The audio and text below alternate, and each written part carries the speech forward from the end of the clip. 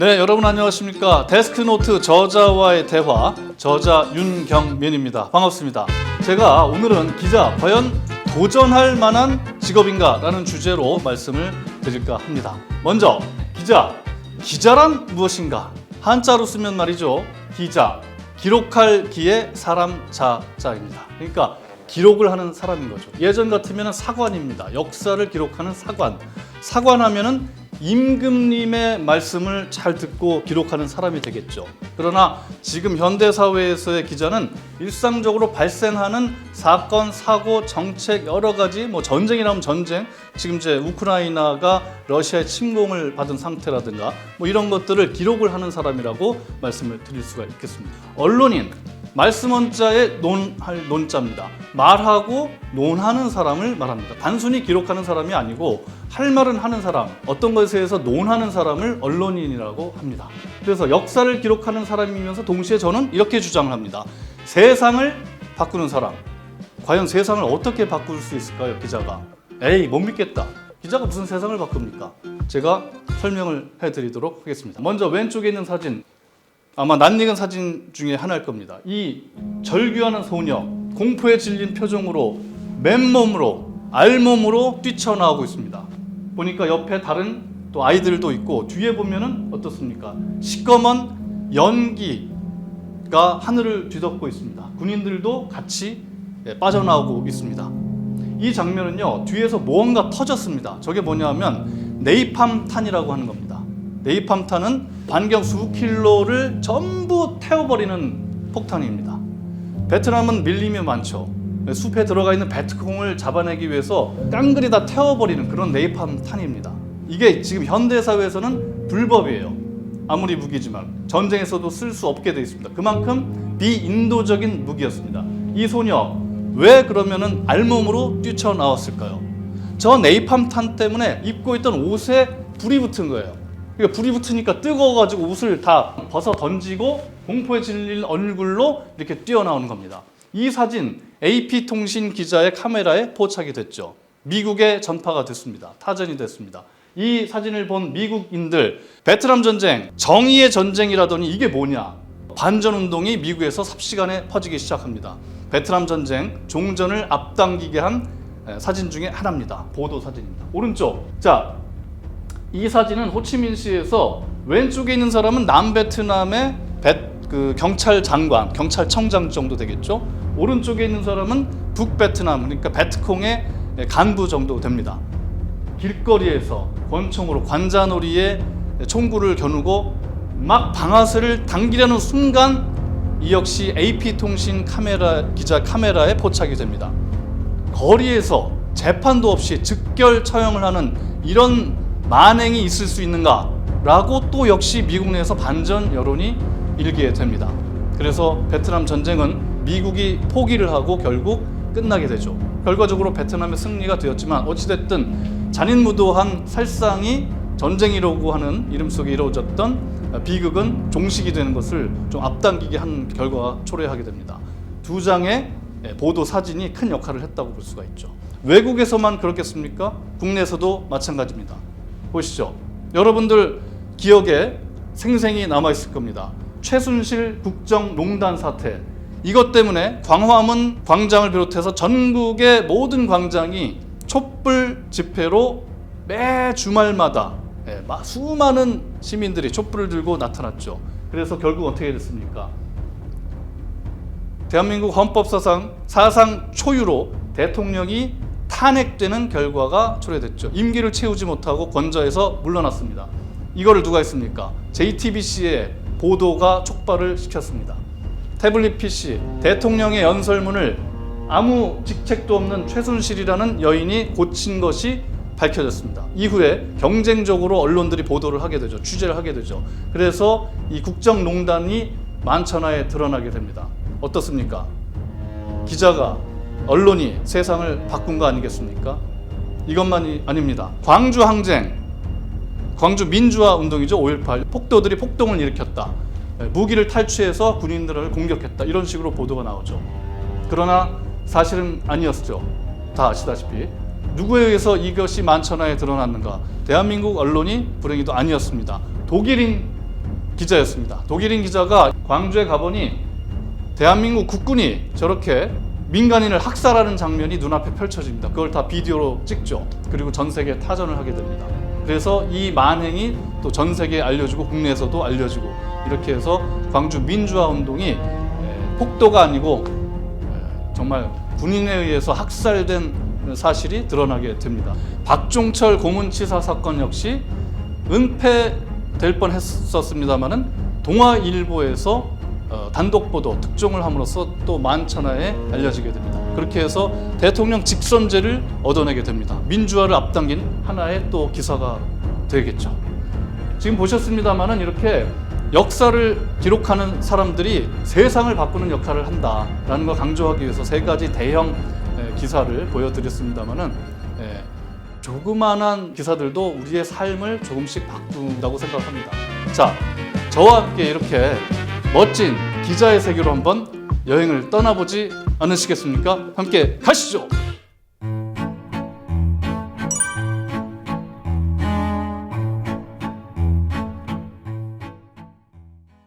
네, 여러분 안녕하세요. 윤경민입니다. 반갑습니다. 오늘 기자라는 직업에 대해서 이렇게 이야기를 나누려고 했는데 마침 또 학보사 기자이면서 미디어 학부 학생들과 대화의 장을 가지니까 굉장히 설레고, 여기가 지금 대학 캠퍼스 아니겠습니까?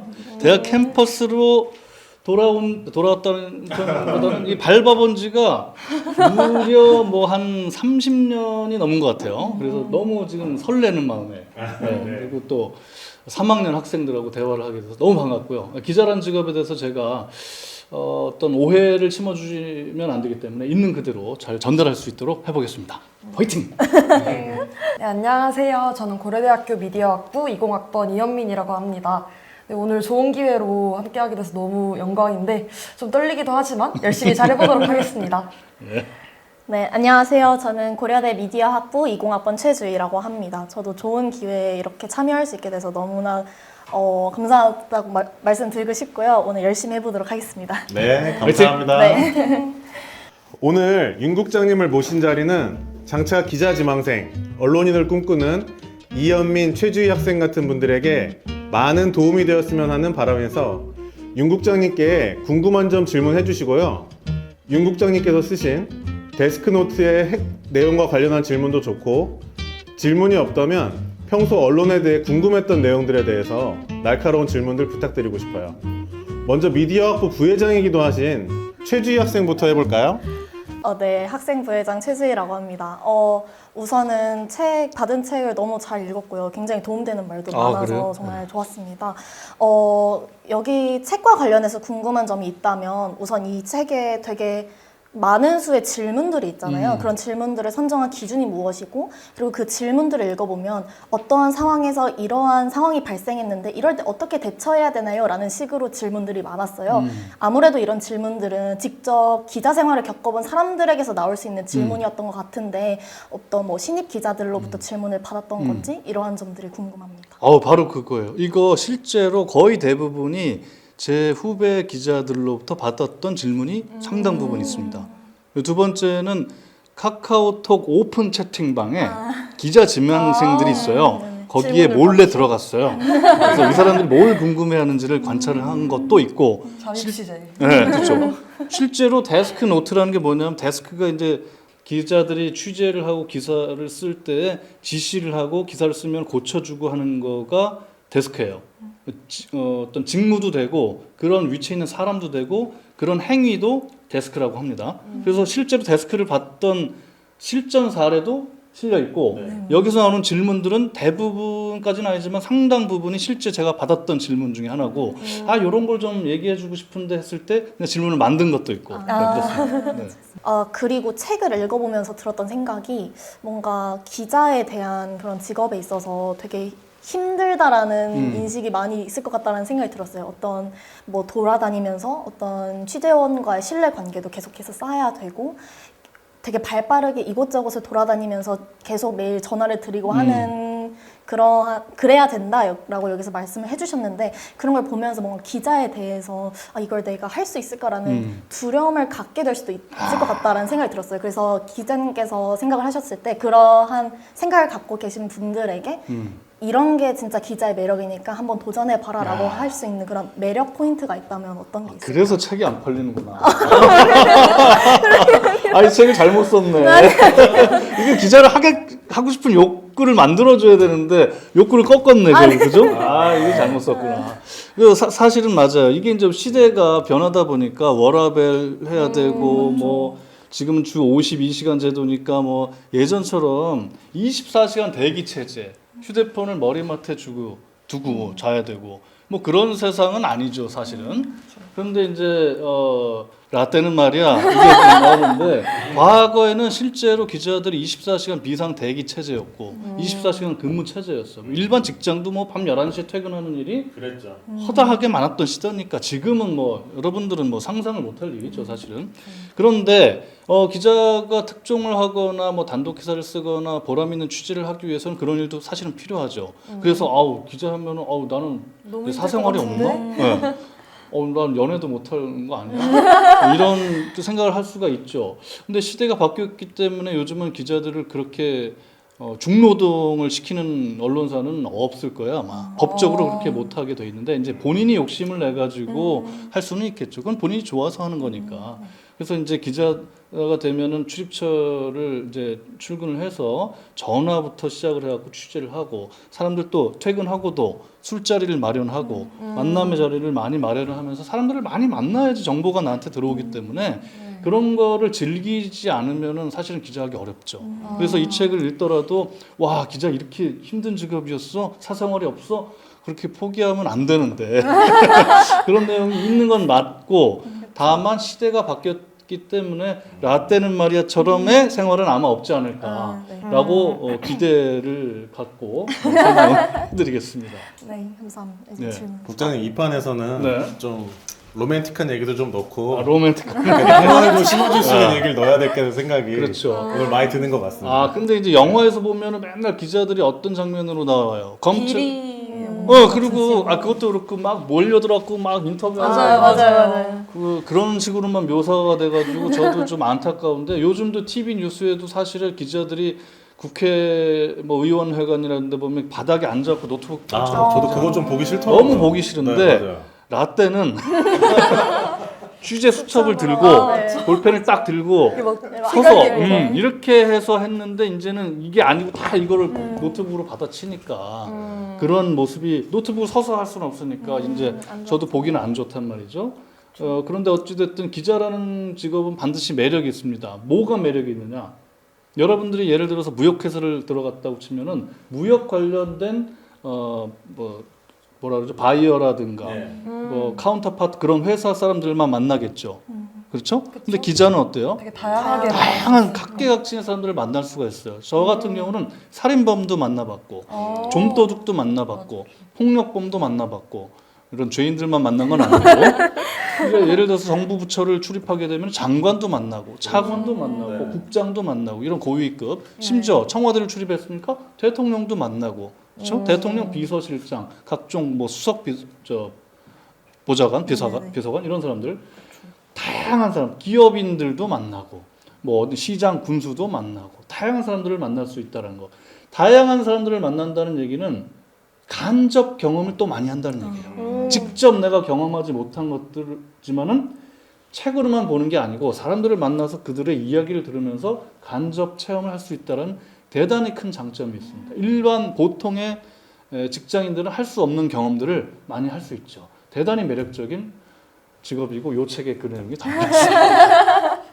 저는 윤 국장님 최근에 본 사진 중에 이번에 미국 대사 그 지명된 분 예전에 인터뷰했던 사진 예. 원래 한창 때 그 필드에 계실 때 사진인데 와 눈빛이 정말 살아 있으시던데 깜짝 놀랐어요. 진짜. 나중에 이 사진 입혀주세요. 네, 이거 자료화면으로 반드시 하나 넣겠습니다. 그래서 네. 주한 미국 대사로 지명된 사람이 이제 기사가 났는데 그 사람이 과거에 몇 년도였는지 기억은 안 나는데 2008년에서 10년 사이일 거예요. 제가 외교부를 출입할 때니까 그때 이제 직책은 잊어먹었는데 한국을 와서 외교부를 방문했을 때 기자들한테 둘러싸여서 인터뷰를 하는 그런 장면, 스틸컷이 그 신문에 났어요. 근데 거기 보니까 제가 있더라고요. 뒤에서 딱 이렇게 마이크 대고서 살아있는 거. 감개무량해갖고 나도 저렇게 눈빛이 살아있을 때가 있었구나. 그래서 아주 반가운 기억이 있는데 그걸 또 말을 해주네요. 우리 이현미님은 데스크노트에 관한 질문 있어요? 네, 저는 특히 발제 부분에 대해서 되게 인상 깊게 읽었는데요. 제가 학보사에서 기획기사 쓸 때 진짜 발제하느라 너무 스트레스 받고 맨날 캘린더 들여다보면서 오늘은 무슨 기념일이지 막 맨날 이렇게 찾았었단 말이에요. 근데 또 국장님께서 발제가 쓰려는 기사에 밑그림을 그리는 거다라고 말씀을 하셨잖아요. 근데 또 밑그림을 그려도 실제 취재를 하면서 충분히 달라지는 방향성이 있을 것 같은데 그렇죠. 뭔가 그럴 때는 어떻게 해야 되지? 라는 고민도 했었고 또 기사의 틀을 정해놓고 짜맞추지 않기 위해서는 뭔가 대강하게 된다? 뭐 꼭지만 대충 써도 된다? 그러면 데스크가 또 킬시키지 않을까 하는 그런 딜레마가 있는 것 같아서 좀 꿀팁 같은 게 야, 궁금해요. 역시 학보사 기자라 뭐 킬 뭐 이런 거 용어, 언론계 용어를 잘 아는구나. 자, 지금 이제 뭐 질문 여러 가지 한 것 같은데 일단은 발제. 네. 발제를 하는 요령부터 얘기를 해주면은 오늘도 이제 회사에서 후배들한테 이 얘기를 했어요. 산불이 요즘 자주 났단 말이에요. 봄철에 산불이 자주 납니다. 왜? 건조한 데다가 갑자기 강풍이 불면은 불씨가 옮겨 붙어갖고 대형 화재로 번져요. 자, 산불이 났어. 그러면은 울진 삼척 산불이 이제 한 달 전쯤에 크게 났죠. 그게 이제 사상 최대 규모의 피해를 냈다고 하는데 그냥 산불이 났으면 산불이 났습니다. 네. 그런데 산불이 난 거에서 끝나지 않고 원인을 이제 살펴봅시다 우리가. 요즘에 또 나는 게 이제 이런 게 있어요. 쓰레기를 태우다가 논두렁 밭두렁 태우다가 낙엽 태우다가 네. 사소한 부주의로 원인을 조명해 주는 거죠. 그다음에 화목 보일러도 마찬가지예요. 시골에서 농촌에서 쓰는 화목 보일러라고 땔감을 쓰는 이제 그런 난로가 있어요. 그 재를 잘못 정리하다가 재가 다 타는 줄 알았는데 불씨가 날아가고 산불로 옮겨간단 말이에요. 그래서 그런 거 사용법을 주의해야 된다. 이런 게 있을 수 있고. 그다음에 이제 그럼 산불 감시원들은 뭐를 하느냐? 산불 감시원들의 하루를 또 동행 취재하는 게 있고, 그렇죠? 이렇게 파생시켜 나가는 거예요. 그리고 밤에 진화율이 밤에는 헬기가 못 뜨니까 밤에는 그냥 방화선만 저지해 놓고 어떻게 적극적인 그 진화 작업을 못 한단 말이에요. 근데 지난번에는 밤에 야간 진화율이 봉화 산불이었는데 경화 봉화 산불에 밤에 많이 껐어요. 진화율을 높였어. 어떻게 했냐 봤더니 특수 진화대가 가서 불을 많이 껐다는 거야. 그러면 특수 진화대는 뭐 하는 사람들이 있지?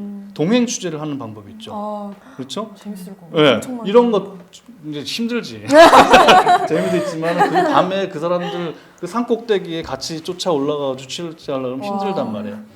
이런 파생을 할 수가 있어요. 발제를 할 때 뭐 네. 하나 사건이 터졌으면 거기서 가지치기를 해서 원인은 뭐고 현상은 뭐고 대책은 뭐고 예를 들면은 그러면 과거에 산불이 일어났던 지역에 은 어떻게 변해 있는지 그러면 산림이 이렇게 다 잿더미가 되면은 복원되는데 얼마나 걸리는지 전문가 취재해서 그다음에 수종 소나무 때문에 불쏘시개 역할을 하는데 송진을 머금고 있는 소나무가 우리는 워낙 많기 때문에 산불이 한 번 나면은 이게 겨울철이고 봄철이고 잘 안 꺼져.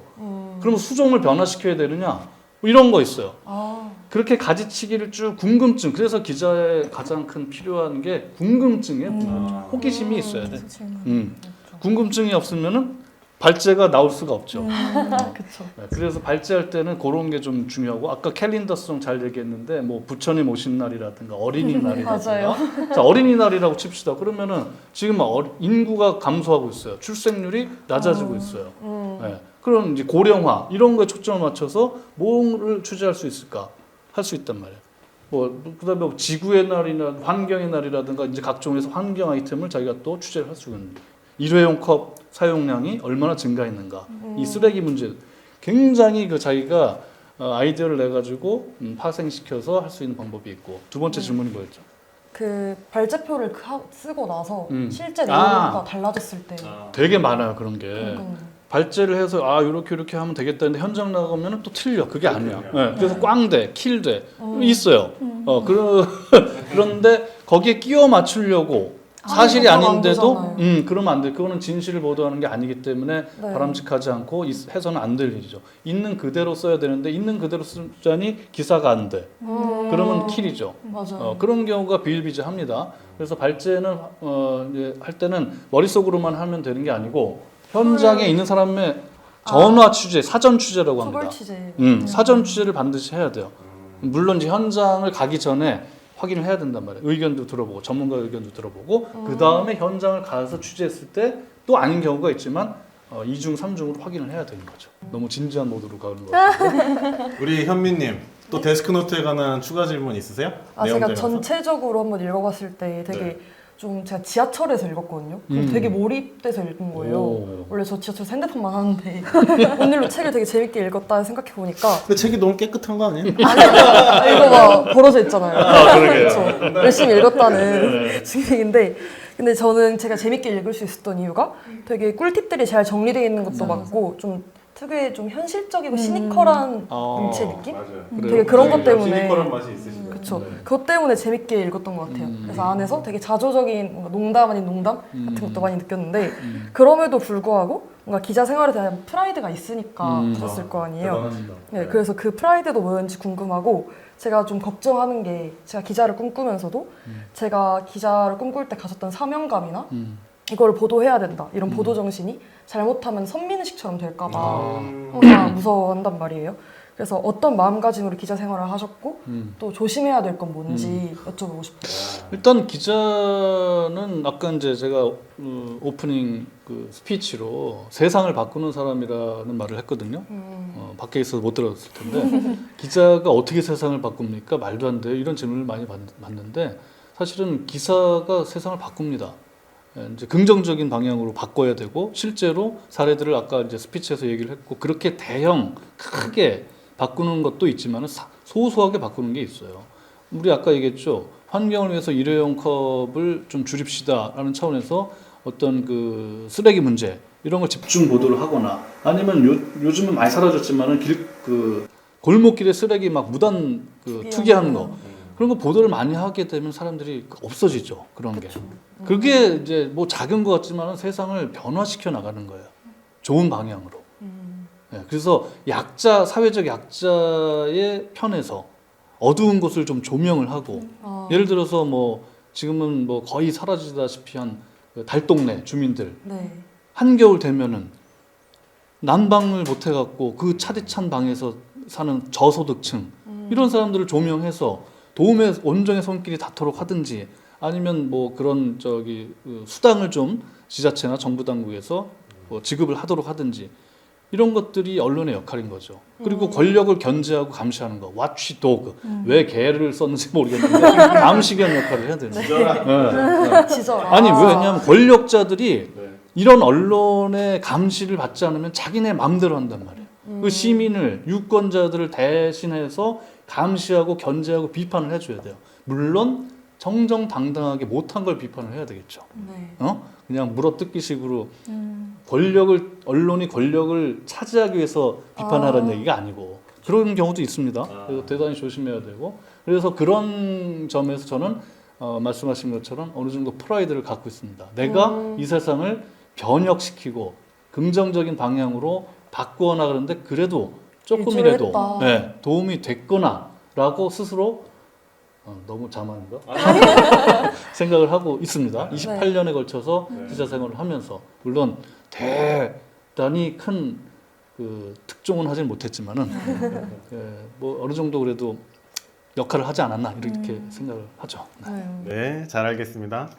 그럼 이번엔 거꾸로 윤경민 국장님께서 기자를 지망하는 우리 젊은 호랑이들에게 궁금한 내용들이 있으면 한번 몇 가지 좀 질문을 해주셨으면 좋겠습니다. 아니 저는 사실은 뭐 아까도 우리가 그런 얘기를 했는데 기자라는 직업이 굉장히 그 힘든 직업 3D라고 이른바 진짜 어떻게 보면 3D 직업이라고 또 하는데 굳이 기자를 하겠다는 이유가 뭔지 사실 저는 널리 알려져 있는 그런 취재 기자를 어렸을 때는 원했는데 그래서 그런 거에 대해서 좀 알아보다가 이런 좀 거의 3D 직종이라는 걸 알게 되고 포기하려던 찰나에 근데 이제 이 취재 기자가 그냥 윤영민 국장님처럼 원래 하는 그런 취재 기자뿐만 아니라 다양한 영역들의 기자들이 있더라고요.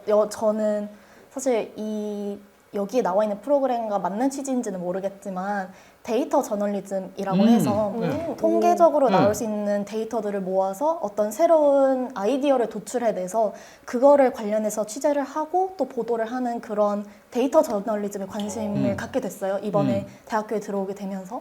그래서 이게 이 기자라는 게 이렇게 힘들게 하는 것도 있지만 그래도 어느 정도 프라이드를 가질 수도 있고 또 데이터 저널리즘이라는 요새 나오는 그런 새로운 저널리즘에도 도전해보고 싶다라는 생각이 들어서 그런 방향으로서 기자가 되고 싶다라는 생각이 들었습니다. YTN의 함형건 기자라고 있습니다. 데이터 저널리즘에 상당히 권위 있는 사람, 권위까지는 모르겠고 선구자도인지도 잘 모르겠지만 뭐 아무튼 그 업계에서는 좀 알아주는 기자, 제 동기예요. 이 사람은 토목공학과 출신이에요. 공대 나왔어요. 완전 전공이. 네, 그랬는데 데이터 저널리즘으로 이 미디어 업계에서는 그래도 나름 강의도 다니고 원래 그냥 기자로서는 별로인데 취재력이나 이런 건 별론데 이 데이터 저널리즘을 먼저 시작을 해가지고 열심히 해가지고 어느 정도 인정을 받고 있는 그런 사람이에요. 개척자시군요. 장 기자님께서. 네, 거의. 네. 그래서 이제 지금 얘기한 되게 잘 얘기했어. 그럼 이제 뉴미디어, 케이블도 사실은 원래 뉴미디어라고 불렸어요. 케이블. 케이블 TV가 케이블도요? 1995년 3월에 개국을 할 때 뉴미디어라 그랬어요. 지금은 올드미디어죠. 네. 그래서 이제 그러면 뉴미디어 예를 들면 유튜브 1인 미디어도 많은데 여러 가지 저널리즘에서도 이제 분야가 있을 거고 계속 트렌드가 바뀌고 기술이라든가 AI라든가 빅데이터라든가 이런 걸 활용해서 할 수 있는 게 있으니까 나름 열심히 해서 새로운 거를 좀 데이터 저널리즘뿐만 아니고 해서 하면은 훨씬 더 그 차별화된 자신만의 어떤 그 뭐라 그럴까 장점을 발휘할 수 있을 것 같고 저는 이제 머리가 굳어가지고 그런 거 하기는 좀 이제 어려운 것 같은데 정통 저널리즘은 저는 추구를 하고 약간 고집스럽게 하려는 경향이 있는데 지금 이제 기자를 준비하거나 미디어에 관심 있는 분들은 그런 거에 좀 관심을 갖고 앞서 나가는 걸 해줬으면 좋지 않을까.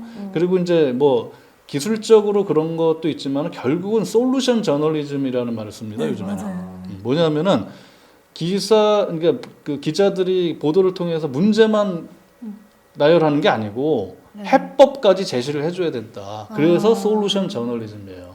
어떤 지역의 이슈, 쓰레기 문제 아까 우리가 얘기했잖아요. 네. 재활용 문제 이런 거 문제만 지적하지 말고 해법까지 이렇게 해결책을까지 제시해 주는 거를 해야 되고 실질적으로 문제를 해결하게끔 보도가 이루어져야 된다. 그런 의미에서 솔루션 저널리즘을 하고 우리 역시 지역의 문제를 해결하는 방향으로 가는 게 우리의 역할이다. 이렇게 주장을 하고 있습니다. 네. 우리 주인님 꼭 데이터 저널리즘에서 일가를 이루시기 바라고 네. 열심히 한번 해보세요. 최고가 너무 흥미롭네요. 지금. 되겠습니다. 처음 듣는 얘기인데. 다음으로 우리 현미님은 왜 기자가 되려고 생각하고 있어요? 저는 아까 말씀하셨던 그런 여러 사람들을 만나보고 간접 경험을 할 수 있는 게 제일 크다라고 생각을 했어요. 왜냐하면 주변에서 저는 봤을 때 기자에 대한 그런 관심이 친구들 사이에서 떨어진 이유가 소위 전문직이 아니기 때문이라는 이유도 있다고 생각하거든요. 그냥 친구들이랑 얘기할 때도 뭔가 평생 직장도 아닐 뿐더러 전문 그런 자격증이 없는데 내가 그걸 가지고 잘 벌어먹고 살 수 있을까? 라는 고민들을 많이 얘기하더라고요. 근데 저는 반대로 그런 기자가 스페셜리스트가 아니라 그런 제너럴리스트라는 게 제일 매력적이라고 느꼈어요. 그냥 다양한 사람들을 만나보는 것도 좋고 제가 아까 말씀드렸다시피 학보사 하면서 지금 좀 힘들다. 이제 3학기 임기 끝났으니까 나오자. 해서 나오고 이젠 제가 직장인처럼 그냥 일을 하고 있잖아요. 휴학 그게 중에 그게 오히려 전 좀 더 스트레스다. 맨날 똑같은 일을 반복하고 하다 보니까 차라리 저번 학기에는 학보사 기자 하면서 힘들어도 뭔가 잠을 못 자고 계속 밤새고 해도 늘 새로운 취재원을 만나고 새로운 아이템들을 생각하고 그걸 알아가고 한 재미가 있었던 것 같더라고요. 그래서 또 꽃이 지고 나서야 봄인 줄 알았다 이런 말처럼 되게 최근에 오히려 기자를 다시 더 생각해보고 싶다라는 마인드를 갖게 된 것 같아요. 그래요. 그 기자라는 직업이 근데 약간의 환상을 갖고 있는 사람들도 가끔씩 있는데 현실적으로 기자라 그래서 그러니까 이제 다양한 사람을 만나는 장점은 있지만은 고된 것도 역시 맞고 그 다음에 전문직에 비해서 우리가 흔히 말하는 전문직은 의사, 변호사 또 뭐가 있을까? 회계사, 병아리 감별사도 있나? 네? 그런 사람들이잖아요. 전문직이죠. 네. 근데 그런 사람들은 정년이 없잖아요. 맞죠. 근데 기자는 정년이 뭐 회사에 언론사에 다니는 기자들은 정년이 있잖아요. 그 정년을 채울 수 있을지도 뭐 자신이 없어. 그렇기 때문에 현실적인 그런 고민이 있고 기자가 돈을 많이 버는 게 아니에요. 그냥 월급쟁이에 그치니까 돈을 많이 버는 것도 아니에요. 그러면은 기자는 뭐를 먹고 사느냐? 보람과 어떤 그런 걸 먹고 산다고 볼 수가 있죠. 왜 웃어? 말이 안 되는 소리 같아. 아니요. 그래서 돈을 벌려면 사업을 하든지 다른 걸 해야 되고 그다음에 뭐 아까 정년 없이 나는 뭐 전문직을 하겠다 그러면은 기자를 하면 안 되는데 기자 중에서는 뭐 예를 들면은 칼럼니스트다.